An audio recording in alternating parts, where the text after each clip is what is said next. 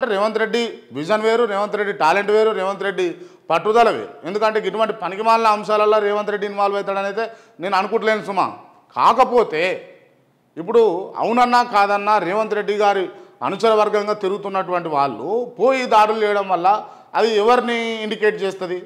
సరే గా కోమటిరెడ్డి వెంకటరెడ్డి చుట్టుపక్కల ఉన్న వాళ్ళు పోయిర్రు అన్నట్టునేమో కోమటిరెడ్డి వెంకటరెడ్డి, లేకపోతే గా పొంగులేటి శ్రీనివాసరెడ్డి దగ్గర పోయి చుట్టుపక్కల ఉన్న వాళ్ళు చేస్తేనేమో పొంగులేటి శ్రీనివాసరెడ్డి, లేదు గా వి హనుమంతరావు, లేకపోతే ఉత్తమ్ కుమార్ రెడ్డో, లేకపోతే జగ్గారెడ్డో, లేకపోతే ఎల్రెడ్డో, లేకపోతే మల్లారెడ్డో, ఇంకో రెడ్డో, మొత్తం ఆల్మోస్ట్ ఆల్ అందరు రెడ్డిలే ఉంటారు, అది వేరే విషయం. మళ్ళా సో వీళ్ళ చుట్టుపక్కల ఉన్న వాళ్ళు అయితేనేమో వాళ్ళకి వస్తుంది పేరు. ఇప్పుడు మీ చుట్టుపక్కల ఉన్న వాళ్ళే కదా అల్లు అర్జున్ ఇంటి మీదకి పోయి నేను దాడి చేసింది. సరే దాడి అనల్లా, లేకపోతే ఇంకేమనల్లా ఏమొస్తుందా అండి? ఏమొస్తుంది? దౌర్జన్యంగా అంటే ల్యాండ్ ఆర్డర్ ఏందన్నట్టు ఒకరి ఇంటికి మీద పోయి మీరు అమాంతంగా దాడులు చేయడానికి, గోడలు దుంకి వాళ్ళ ప్రైవేట్ ప్లేస్లోకి పోవడానికి హక్కులు ఎవరు ఇచ్చారు? ఏందో ఇది. ఈ ఆఫీసులలోకి వచ్చి చూస్తారు, 20-30 మంది ఆఫీసులలోకి వస్తారు, 20-30 మంది ఇళ్ళ మీద పోయి దాడులు చేస్తారు. ఏం నడుస్తూ ఉంది రాష్ట్రంలో అన్నది ఒక పెద్ద క్వశ్చన్ మార్క్. ఎందుకు అనంటే ఇటువంటి వాటి వల్ల ఏమవుతుందంటే రాష్ట్ర ప్రతిష్ట మొత్తం దిగజారిపోతుంది. ఇటువంటి వాటి వల్ల రాష్ట్ర ప్రతిష్ట దిగజారిపోతుంది. ఎందుకు క్రాంతికి ఇంత పెద్ద మాట అంటున్నావు అంటే ఎస్ బరాబర్ అంట. పెట్టుబడులు పెట్టాలనుకున్నాడు ఎట్లొస్తాడు? అరే గా ఇప్పుడు అల్లు అర్జున్ గా ముంబైలో ఇరక, గా కర్ణాటకలో ఇరక, గట్టుపోతు గా తమిళనాడు ఇరక. ఇప్పుడు అంతో ఇంతో పేరు సంపాదించుకుంటు గా సినిమాతోటి. ఇప్పుడు దాని మీద గిట్ల అయిందని అన్నది దేశమంతా వార్తలు వినబడబట్టే. ఏముంటుంది? ఓ రాష్ట్రంలో పెట్టుబడి పెట్టిన వాళ్ళు గాడు అదునుగా ఉందట హైదరాబాద్లో, మనం పోయి పెట్టుబడి పెడదామంటే గాడు సెలబ్రిటీ ఉన్నాడు, గా ఇంటి మీదకి దాడిపోతూ ఉన్నారు, ఆయన మీద కేసులు అవుతూ ఉన్నాయి, పుసపుస మనం పోయి పెట్టినాం అనుకో మంచి అయితే చెడు అవుతుంది అన్న ఆలోచన వస్తుందా? మీరు ఒకసారి గమనించారు. అంతెందుకు సామాన్యుల ముచ్చటనే తీసుకుందాం. ఏనో కిందది కిరికిరి జాగున్నది అనుకుందాం. ఓ తల్లిదండ్రుల తల్లి కొడుకుల కొట్లాడను, తండ్రి కొడుకు అక్క చెల్లెల కొట్లాడను, ఏదో కిరికిరి ల్యాండ్ ఉంది. ఎవడన్నా ధైర్యం చేసి సామాన్యుడు పోయి తీసుకుంటాడా? లేదు. ఓ పెత్తందారుడు పోయి తీసుకోగలుగుతాడా? వాళ్ళ కుటుంబంలో ఉన్నోడే, వాళ్ళ కుటుంబ సభ్యుడే, వాళ్ళకి కావాల్సినోడే, వాళ్ళకి ఇరువురికి నచ్చజెప్పేటోడు పోయి ఏదో అదులో బదులో చెప్పి అది తీసుకోగలిగే శక్తి ఉంటే తీసుకుంటాడు. ఎందుకు ఈ అంశం చెప్తున్నానంటే నిజంగా రాష్ట్రంలో పెట్టుబడులు పెట్టాలంటే ఎట్లా సాధ్యపడుతుంది? పెట్టుబడులు రావాలి, ఇన్వెస్ట్ చేయాలి, రాష్ట్రాన్ని అభివృద్ధి పథంలో ముందుకు నడపాలంటే ఎట్లా సాధ్యపడుతుంది? ఈ ల్యాండ్ ఆర్డర్ ఇష్యూలు రావద్దు. అండ్ ఇంకోటి ఏంటి అని అంటే సిపి ఆనంద్ గారు క్లియర్గా చెప్తా ఉన్నారు, 2024లో క్రైమ్ రేట్ పెరిగిందట. క్రైమ్ రేటు 2024లో పెరిగింది.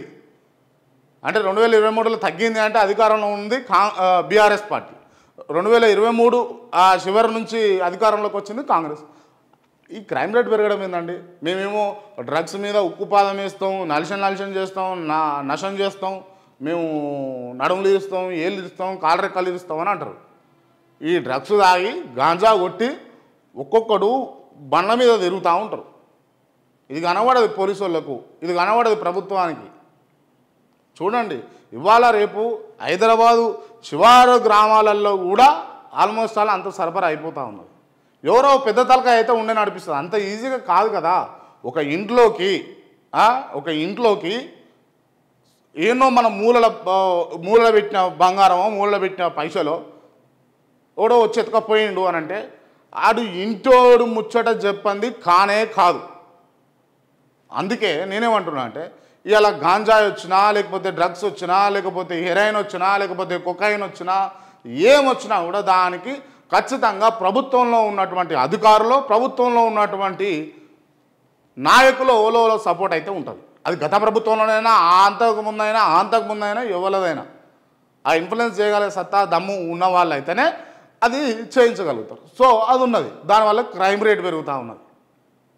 చిన్న వాళ్ళ మీద ఉక్కుపాదాలు మోపడం బంద్ చేసి నిజంగా ఈడ స్పష్టతమైనటువంటి అంశాల మీద మనం పోరాడదాం అనుకున్నప్పుడు మీరు దాని మీద ఉక్కుపాదాలు కాదు, దాని మీద మీరు ఇంకేమన్నా పాదాలు కూడా మోపురు బాగుంటుంది. అప్పుడు దయచేసి ఇది గమనించండి. ఎందుకు అనంటే దీనివల్ల చాలా చెడ్డ పేరు వస్తూ ఉంది.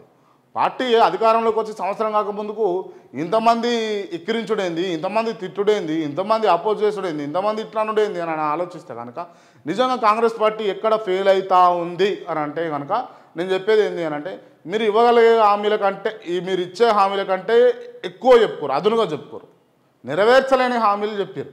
నెరవేర్చలేని హామీలు చెప్పినప్పుడు మీరు ఏం చేయాలంటే క్లియర్గా ప్రజాస్వామ్యంలోకి వచ్చి ఎస్ తలొగ్గాలి, తలొగ్గి దండం పెట్టి చెప్తా ఉన్నమ్మా, నా వల్ల అయితలేదు, నేను చేయలేకపోతా ఉన్నా, కానీ మీకు ఇచ్చిన మాట ప్రకారం చేస్తా, దానికి సంవత్సరం గడవో 2 సంవత్సరాల గడవో తీసుకుంటా. ఎందుకనంటే రాష్ట్రంలో వివిధ అంశాల పట్ల, రెవెన్యూ పట్ల, లేకపోతే ఆర్థిక వనరుల పట్ల కొంచెం ఇబ్బంది ఉంది అని చెప్పేసి కాంగ్రెస్ పార్టీ నాయకులు ప్రజలకు చెప్పండి.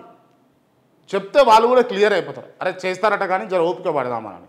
ఎందుకు అని అంటే రేపొచ్చే మాపొచ్చే, రేపొచ్చే మాపొచ్చే, రేపొచ్చే మాపొచ్చే అంటే ఇవాళ దాకా బిక్కుమని ఆ స్కూటీల కోసం, మీరు ఇస్తా అన్న స్కూటీల కోసం, మీరు ఇస్తా అన్న తులం బంగారాల కోసం, మీరు ఇస్తా అన్నటువంటి నిరుద్యోగ వృత్తి కోసం, మీరు ఇస్తా అన్నటువంటి రైతు భరోసా కోసం, మీరు ఇస్తా అన్నటువంటి హామీల కోసం తెలంగాణ రాష్ట్ర ప్రజలు బిక్కుమని చూస్తారు.